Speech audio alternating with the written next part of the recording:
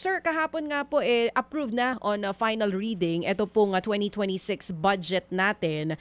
Pero meron pong immediate reaction ang ACT Teachers Party List kasama po yung iba pang miyembro ng Makabayan Bloc tungkol po dito sa pagkakapasa ng Kamara sa 2026 national budget po natin. Tutol po kayo dito. Pwede po ba nating ilahad kung ano po ang dahilan ng inyong pagtutol? Tama po yun. Marami po tayong dahilan pero ang isang hinighlight po natin ay yung sa kabila po nung malaganap na issue ng o malalim na issue ng corruption na tinatalakay ngayon at nalalantad pa rin ngayon, no? Particular yung kaugnay sa flood control at iba pang public infrastructure. Sa kabila ng lahat ng ito ay pinapanatili pa rin ng proposed budget for 2026 yung pork barrel system. No, at tingin natin ito yung isa sa mga pinagmumulan nung corruption.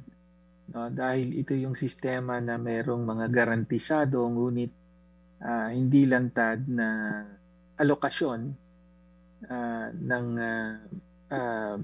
part ng DPWH budget at iba pang mga infrastructure budgets at saka yung mga budget para sa social services na allocations na garantisado sa mga legislators, both yung mga congressman at saka mga senador, at meron ding alokasyon na direktang kontrolado ng presidente, yan yung unprogrammed appropriations.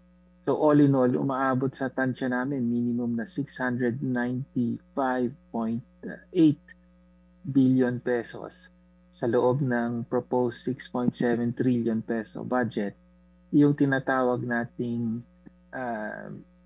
pork barrel allocation sa kasalukuyang budget, sa proposed budget. Kaya po nag-no tayo. Yung po yung isang mayor na dahilan kung bakit nag-no tayo. Mga kapatid, brothers and sisters, saan ka pa? Dito na tayo sa totoo.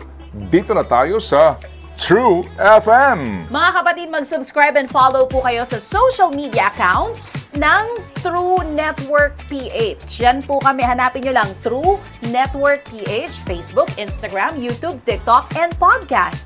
Mapa Apple or Spotify man yan, mahahanap nyo kami. Lahat ng mga napapanood at napapakinggan nyo po sa programa, nasa social media accounts namin yan. So, paano mga kapatid? See you sa social media!